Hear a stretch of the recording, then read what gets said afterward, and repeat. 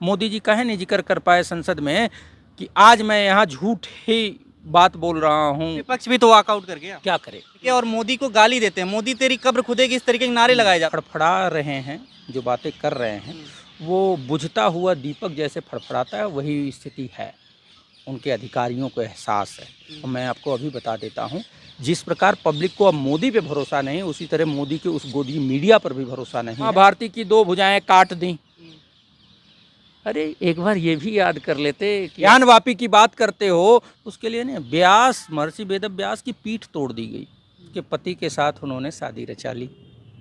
सच्चाई है ना, मैं झूठ तो नहीं बोल रहा हूँ मोदी जी की तरह। अब वो मुझे संस्कार की बात करेंगी। जिस दिन सरकार बदली, जिस दिन दूसरी सरकार आई, जांच हुई, तो राफेल में कौन जेल जाएगा? वित्त मंत्री को पता नहीं था, रक्षा मंत्री को पता नहीं, विदेश मंत्री को पता नहीं।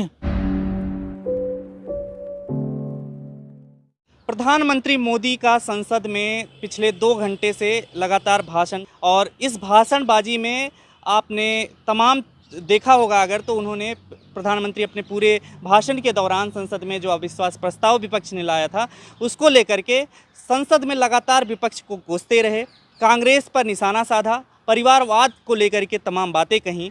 लेकिन मणिपुर के मुद्दे पर जिस तरीके से विपक्ष घेरने का, या जो जिस तरीके से प्रधानमंत्री के से कुछ कहलवाने की उम्मीद कर रहा था, वो प्रधानमंत्री ने नहीं कहा है। फिलहाल हमारे साथ बात करने के लिए जाने माने सामाजिक कार्यकर्ता वैभव त्रिपाठी जी हैं। हम इनसे बात करते हैं इसी मुद्दे पर कि प्रधानमंत्री ने आखिरकार क्या जो विपक्ष चाहता था वो कुछ बोला है, या आपको किस तरीके से इस देखते हैं जो विपक्ष को लेकर के संसद में प्रधानमंत्री ने इतना लंबा भाषण दिया है और तमाम चीज़ें कही हैं। देखिए, प्रधानमंत्री जी संसदीय परंपराओं को भी तार तार कर रहे हैं। प्रधानमंत्री जी सपनों की दुनिया में रहते हैं। प्रधानमंत्री जी जिस मुद्दे को लेकर अविश्वास प्रस्ताव लाया गया और जितने भी सवाल विपक्ष के सदस्यों ने पूछा, उस पर एक पर भी जवाब नहीं दे रहे हैं। क्या है, आप संसदीय मर्यादा को तोड़ रहे हैं। आप सिर्फ कहते हैं मुझे गाली दी गई, आप कहते हैं कि नहीं। एक बात मैंने सुना कि वो कह रहे हैं कि नौसेना के जहाज़ पिकनिक के लिए बुलाया गया। ये सरासर झूठ है, संसद का अपमान है। संसद में प्रधानमंत्री जी सिर्फ और सिर्फ झूठ बोल रहे हैं, बातूनी हो गए हैं प्रधानमंत्री जी। प्रधानमंत्री जी को मर्यादा का ख्याल होना चाहिए। प्रधानमंत्री जी को मणिपुर के उन बहनों के प्रति संवेदना व्यक्त करनी चाहिए। मणिपुर के उन लोगों को जिनको मार दिया गया, उनके प्रति मानवीय रुख अख्तियार करते हुए ये बताना चाहिए कि क्या कारण है कि 3 महीने से वहाँ हिंसा हो रही थी और रोक नहीं पाए। लेकिन इन बातों की बजाय प्रधानमंत्री जी अभी से चुनावी मोड में हैं। उनको लगता है कि नहीं, संसद में नहीं, मैं चुनावी रैली में भाषण दे रहा हूँ। आप क्या सोचते हैं, अब तक के जितने भी प्रधानमंत्री के खिलाफ अविश्वास आता रहा, उन्होंने जवाब दिया कि नहीं? रिकॉर्ड उठा के देख लीजिए। मैंने कम से कम 2 घंटे तो सुना। जब प्रधानमंत्री ऊल जलूल बातें कर रहे थे, कहा गाली दिया, पिकनिक मनाते थे, ये सारी बातें की उन्होंने, लेकिन मुद्दे की बात नहीं की। प्रधानमंत्री जी जिस संसद में, जहां दिल्ली में बोल रहे हैं ऊल जलूल की बातें, उनको ये भी पता नहीं है कि आज ही के दिन ओल्ड पेंशन स्कीम को लेकर लगभग 4.5 से 5 लाख कर्मचारी पूरे देश से आए हुए थे। प्रधानमंत्री जी को इसकी चिंता नहीं है। प्रधानमंत्री जी कहते हैं कि गरीबी कम हो रही है। कौन से आंकड़े हैं? वो अडानी ग्रुप ऑफ कंपनीज के आंकड़े हैं। अडानी ने वो आंकड़े शायद दे दिए हैं कि देखिए देश खुशहाल हो रहा है। ये कह रहे थे कि जहाज़ में बर्थडे मनाया जाता था। अरे जहाज़ में बर्थडे कभी किसी ने नहीं देखा, झूठ बोल रहे हो आप। लेकिन हाँ, उन जहाज़ में आपके साथ अडानी और कारोबारी जिनको आप पार्टी दे रहे थे, जिनके पैसे से आप ऐश कर रहे थे, वो फोटो दुनिया ने देखी है। आप बात करते हैं बेरोजगारी चरम पे है, एक शब्द नहीं बोलेंगे। महंगाई चरम पे है, एक शब्द नहीं बोलेंगे। नहीं, उस पर कहा है, निर्मला सीतारमण जी ने कहा है कि अब जो है महंगाई जो जिस तरीके से बोला जा रहा था उस तरीके से अब नहीं है, देश में सुधार हो रहा है, देश तीसरी अर्थव्यवस्था बनने वाला है। देश तीसरी तीसरी अर्थव्यवस्था देश 2012 में बन गया था। प्रधानमंत्री जी झूठ बोल रहे हैं। प्रधानमंत्री जी को सिर्फ झूठे वादे करने की आदत है। प्रधानमंत्री जी को ये बताना चाहिए कि 2012 में भी हम तीसरी ग्रोइंग इकोनॉमी थे।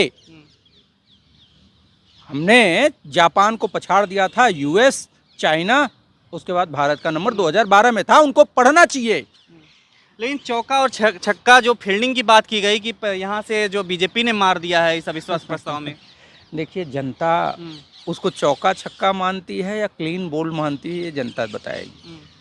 अगर ये इतने ही सच्चे होते तो ये इन बातों पे जवाब देते। कह रहे हैं कि इंडिया, स्टैंड अप इंडिया का आज नाम उन्होंने लिया। मुझे बड़ी खुशी हुई कि आपने स्टार्टअप इंडिया, स्किल इंडिया की बात कही, मेक इन इंडिया की बात कही, लेकिन शायद वो पिछला बयान अपना भूल गए जो इंडिया को क्रिटिसाइज करते थे।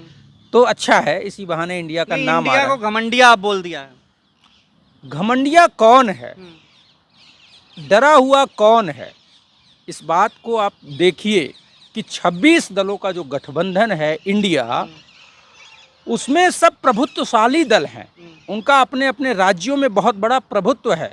उसमें 9-10 मुख्यमंत्री आए थे, सबका अपना वजूद है। लेकिन आप उसके टक्कर में ये दिखाने की कोशिश कर रहे हैं मेरा गठबंधन बड़ा।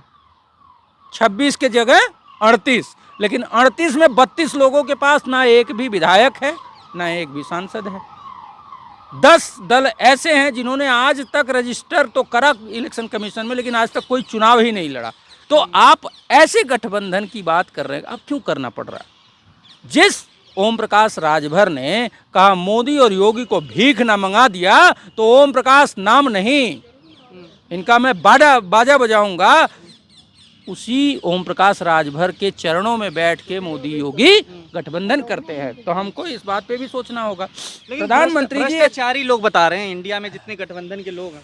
देखिए, मामला क्या है कि ईडी 6000 मामले रजिस्टर करता है। 6000 में 24 में कन्विक्शन होता है।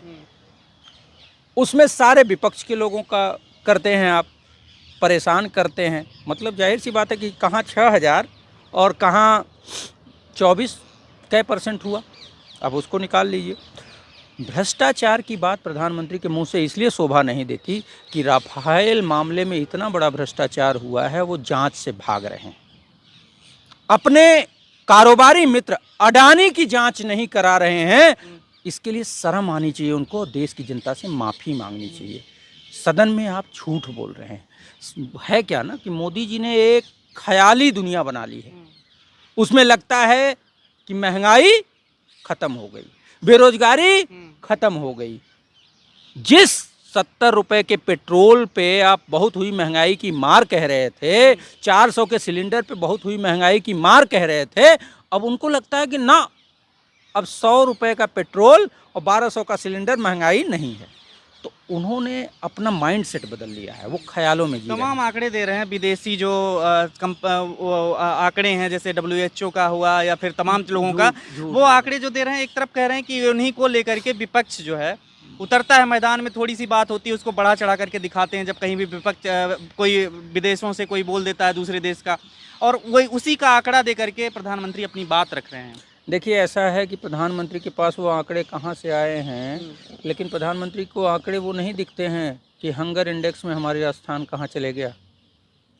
प्रधानमंत्री को वो आंकड़ा नहीं दिखता कि भारत की प्रति व्यक्ति आय बांग्लादेश से कम हो गई। प्रधानमंत्री जी को शर्म नहीं आती है कि बांग्लादेश हमको पीछे कर दे रहा है। प्रधानमंत्री जी का ऐसे एक और दावा है जो कि झूठा है, ODF कंट्री, ओपन डेफिकेशन का। मैं प्रधानमंत्री जी को चैलेंज करता हूं, जिस दिन आए मैं बनारस के गांव में ले चलता हूं, वो हमको 5 गांव ODF दिखा दें। चैलेंज है इस बात का। नहीं दिखा सकते हैं क्योंकि वो झूठी बातें हैं। बस स्वतः घोषित कर दिया, अपने हाथ से पीठ थपथपा दी। ODF महंगाई मुक्त, बेरोजगारी मुक्त। बेरोजगारी चरम पे है भाई, युवाओं से जाके मिलिए ना। गरीबी से बाहर निकल रहे हैं लोग, बता रहे हैं। कैसे निकल रहे हैं भाई? 400 का सिलेंडर 1200 हो गया। लोग उज्ज्वला का गैस सिलेंडर नहीं भरा रहे हैं। गरीब आदमी सिलेंडर नहीं भरा पा रहा है। ये सरकारी आंकड़ा है ना। 3.5 करोड़ लोगों ने वापस रिफिल नहीं कराया उज्ज्वला का सिलेंडर। ये मेरा आंकड़ा तो है नहीं। नीति आयोग और तमाम तरीके के जो आंकड़े वो देते हैं, तो क्या लगता है? देखिए ऐसा है कि लश्कर भी तुम्हारा, सरदार भी तुम्हारा, जो चाहे लिखवा लो, अखबार भी तुम्हारा। तो मामला क्या है कि नीति आयोग कौन? नीति आयोग प्रधानमंत्री के खिलाफ बोलेगा, लेकिन अगर इंटरनेशनल एजेंसी ये बात बताती है कि बांग्लादेश की प्रति व्यक्ति आय भारत से ज़्यादा है, इसको झुठला देंगे क्या? जीडीपी का फॉर्मूला और फॉर्मेट बदल दिया और बहुत सारे सेक्टर को उसमें इन्वॉल्व कर दिया, जिसकी वजह से जीडीपी ये दिख रही है, नहीं तो एक्चुअल में तो 2.5% जीडीपी है। इस बात के लिए प्रधानमंत्री को पहले इकोनॉमी पढ़ना पड़ेगा। निर्मला सीतारमण जी की बात कर रहे थे, निर्मला जी तो कह देंगी मैं प्याज नहीं खाता के बाद मैं टमाटर नहीं खाता, मान लेंगे कि महंगाई खत्म। अरे जो आप नहीं खाते हो देश के लोग खाते हैं। मतलब सब्जी की स्थिति ये हो गई है कि गरीब आदमी सोच रहा है कि खरीद पाएंगे। तो निर्मला जी ने कहा है टमाटर के दाम अब घट जाएंगे। कब घटेंगे? 2 महीने से तो नहीं घटे। कर क्या रही निर्मला जी? निर्मला जी को कह दीजिए कि पूरे देश में ऐसी व्यवस्था आयात करा रहे हैं, तमाम जगहों से आयात करा रहे हैं। अरे वो बहुत कुछ करेंगे। उनकी स्थिति ये है कि दाल 40 रुपए की दाल 2014 में जो थी वो 200 रुपए किलो हो गई। आयात कर रहे हैं, आयात कर रहे हैं, आज तक नहीं आयात हुई। 9 साल बीत गए, वही दशा है। प्याज मैं नहीं खाता, आप खाओ या उपवास करो, क्या मतलब है? गरीब आदमी खाता है, उसकी व्यवस्था होनी चाहिए। आपकी विपणन व्यवस्था चौपट है। मामला क्या है कि मणिपुर के मामले में अविश्वास प्रस्ताव आया। मोदी जी मणिपुर का मुँह नहीं बोलते हैं, क्यों?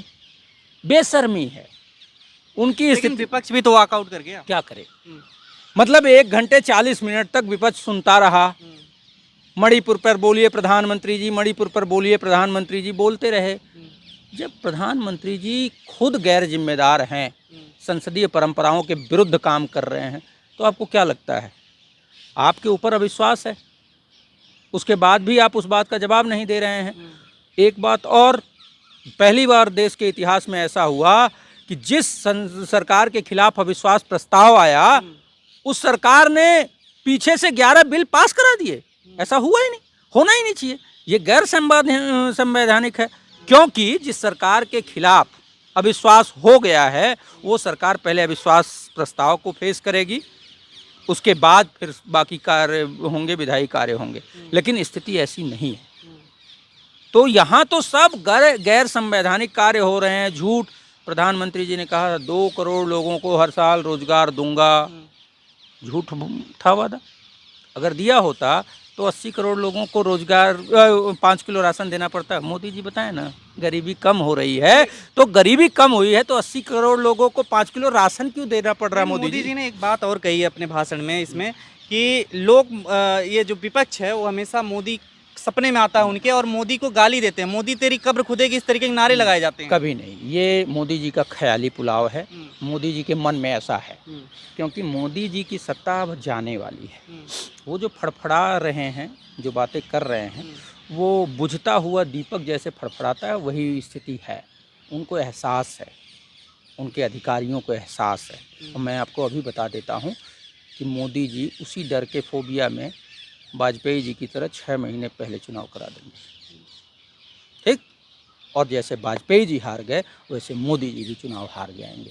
इसलिए क्योंकि ये गरीब जनता गरीबी, बेरोजगारी, महंगाई, आर्थिक असमानता, विद्रोह वाली स्थिति में है। छटपटा रही है जनता महंगाई, बेरोजगारी से। और मोदी जी कह रहे हैं सदाबहार, शाइनिंग इंडिया जैसे। मोदी जी तो कह ही रहे हैं, साथ ही जनता को जो दिखाया सुनाया जा रहा है, जो जनता देख रही है टीवी पर, आप देखते होंगे कि मोदी जी छक्का मार दिए चल रहा है। मैं आपको बता दूं, आप एक सर्वे कर लो पूरे देश में, कोई न्यूज चैनल नहीं देख रहा टीवी पे। यही कारण है कि जितने गोदी मीडिया हैं वो भी अब यूट्यूब पे आ रहे हैं, सोशल मीडिया प्लेटफॉर्म से आ रहे हैं। क्यों? क्योंकि अब टीवी कोई ट्यून ही नहीं कर रहा।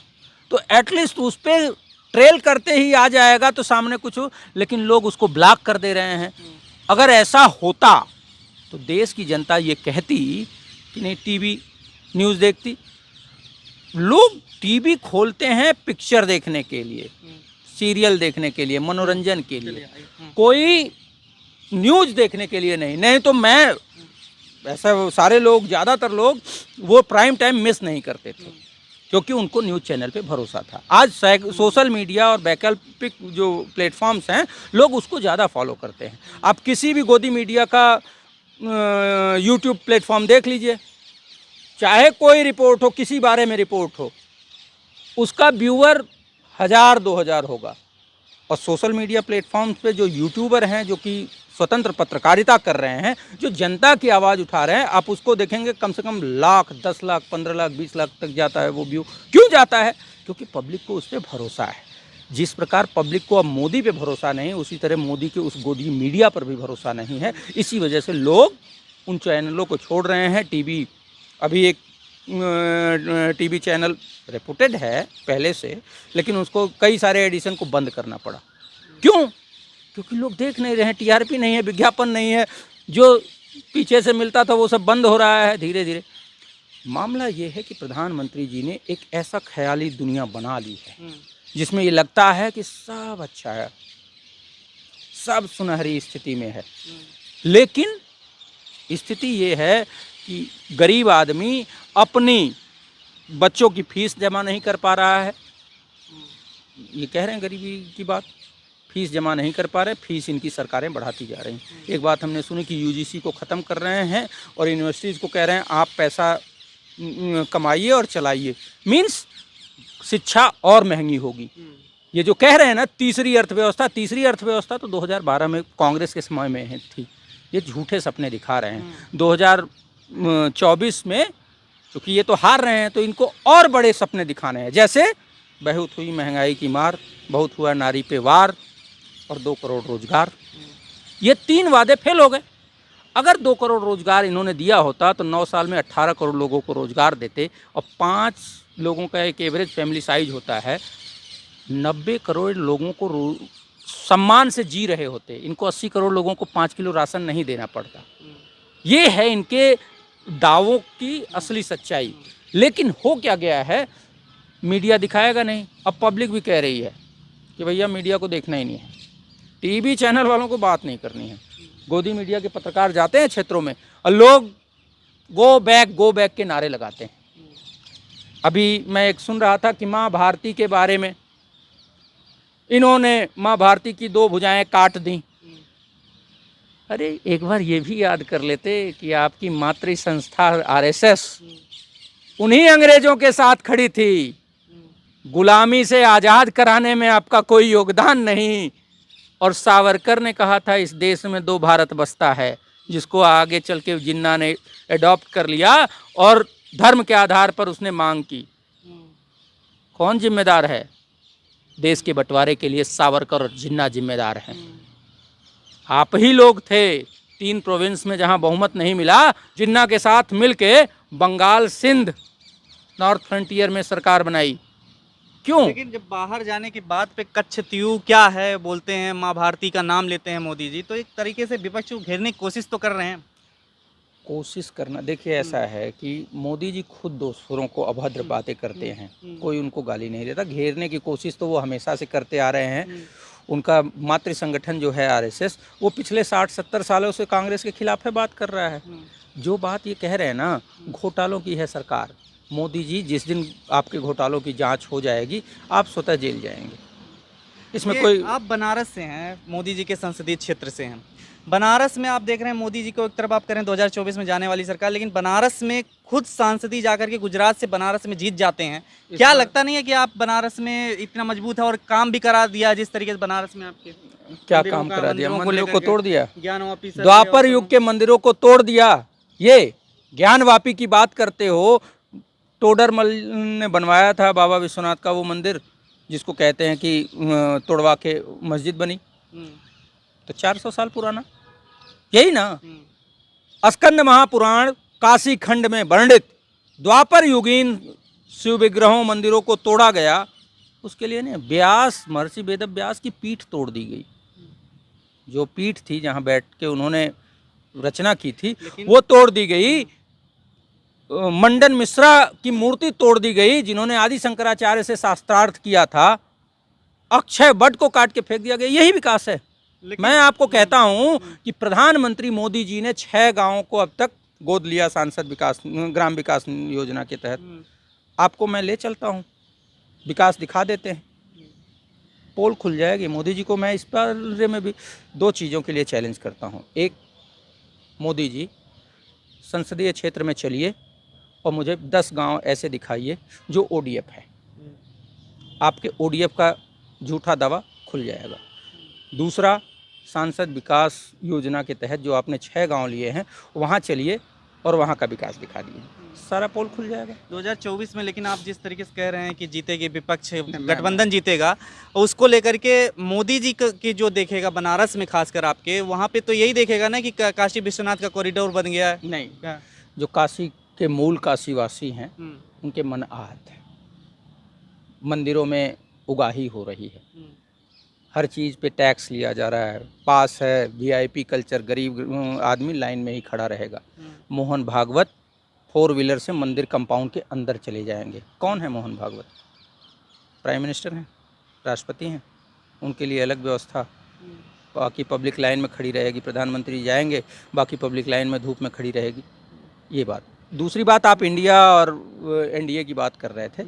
देखिए, कभी भी कहेंगे तो इंडिया ही जीतेगा, और जो NDA की सरकार आज है, इस सरकार में वोटों के बिखराव से ये जीते हैं, ठीक है।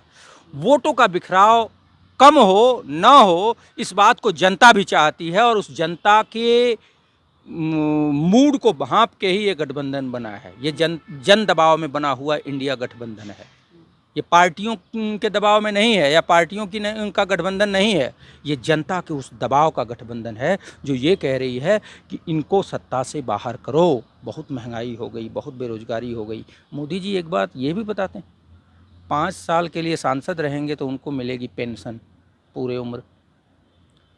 जो 25 साल 30 साल नौकरी कर रहा है उसको ओल्ड पेंशन नहीं मिलेगी। मोदी जी काहे नहीं जिक्र कर पाए संसद में कि आज मैं यहाँ झूठ ही बात बोल रहा हूँ, 2 घंटे तक बोला मैंने, लेकिन 1 मिनट के लिए 5 लाख जो लोग आए थे कर्मचारी देश भर से, रामलीला ग्राउंड भरा पड़ा था, उसके बारे में भी बोल लेते 1 मिनट।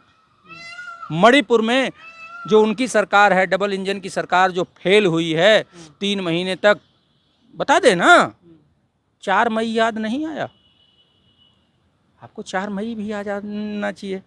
4 मई को होता है, कई दिनों बाद FIR दर्ज होती है, आपके मुख्यमंत्री कहते हैं कि ये एक मामला थोड़ी, ऐसे हजारों हैं FIR है। इन बातों पे क्यों नहीं बात करते? मोदी जी मुद्दों को भटकाना चाहते हैं।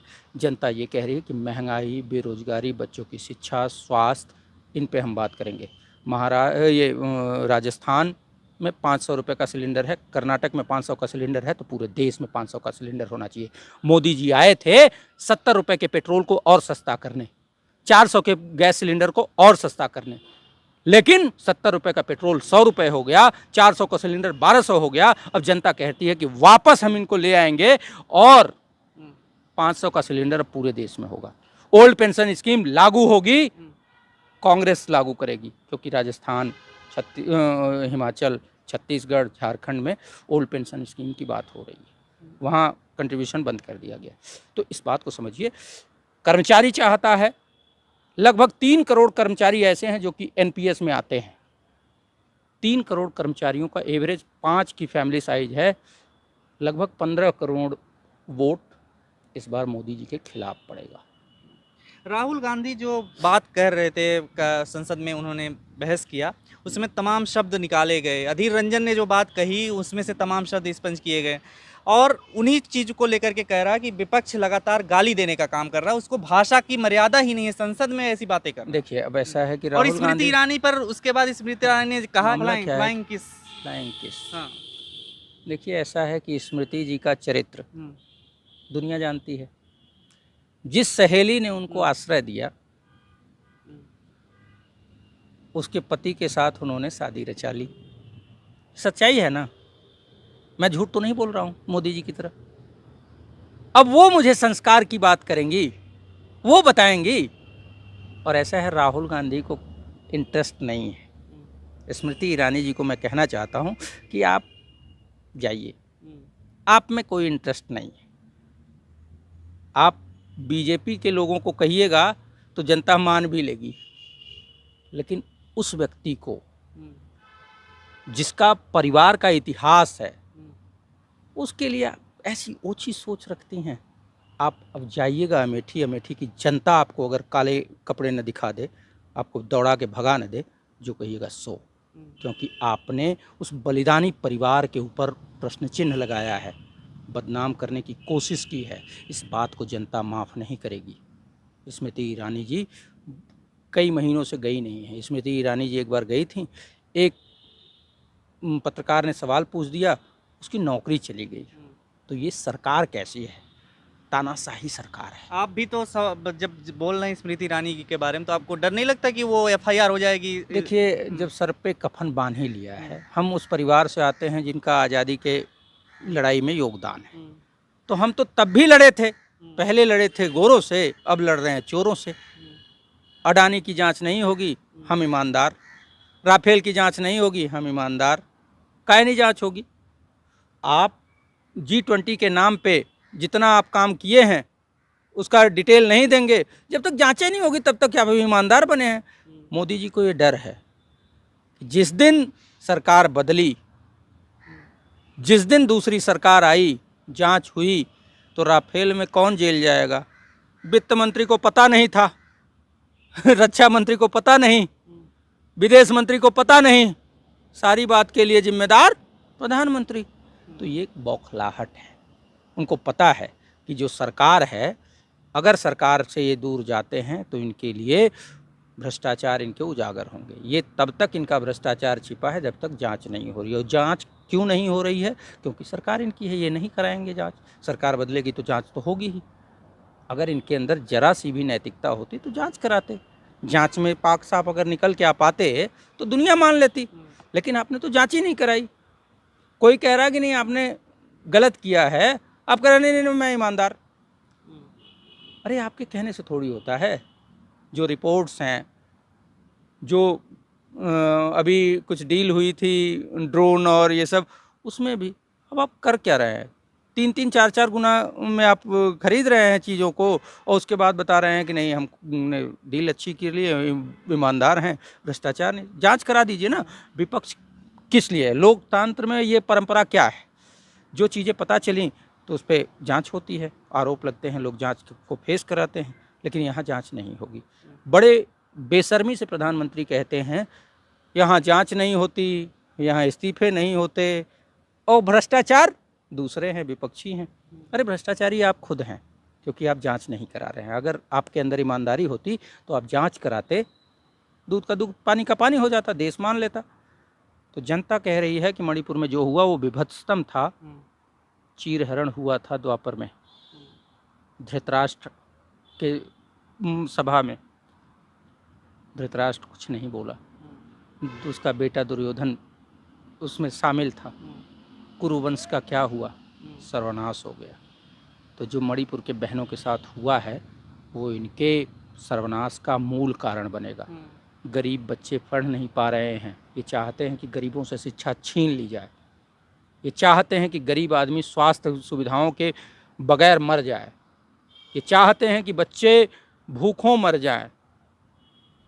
इस वजह से गरीब जनता अब इनकी बात को समझ गई है। 2 करोड़ रोजगार नहीं दिया, 15 लाख नहीं दिया, महंगाई कम नहीं किया, नारियों पे अत्याचार कम नहीं हुआ। इनके कई ठो विधायक मंत्रियों पे आरोप लगे, इन्होंने उनसे रिजाइन तक नहीं लिया जब तक खूब दबाव नहीं बन गया। तो इन बातों को सोचिए ना। मोदी जी बलात्कारियों को बचाते हैं, मोदी जी अपराधियों को बचाते हैं, मोदी जी भ्रष्टाचारियों को बचाते हैं, और जनता ये कह रही है कि इस बंदे ने अच्छी अच्छी बातें की लेकिन काम बिल्कुल उलट कर रहा है। तो इस आदमी को उलट दो, सरकार को बदल दो। ठीक है, आप कह रहे हैं कि जिस तरीके से कि लगातार विपक्ष जिस तरीके से बात कर रहा है कि मोदी से जिस तरीके से उम्मीद थी कि वो कुछ बोलेंगे संसद में, कुछ अच्छी बातों पर चर्चा होगी, लेकिन केवल परिवारवाद और तमाम विपक्ष को घेरने के बजाय और कोई सार्थक बात नहीं हुई, ऐसा इनका कहना है। और तमाम मुद्दे वो छूट गए जो जनता के हित में होने चाहिए। खबरों में बने रहने के लिए फोरम 4 को सब्सक्राइब करें और नोटिफिकेशन पाने के लिए बेल आइकन दबाएं।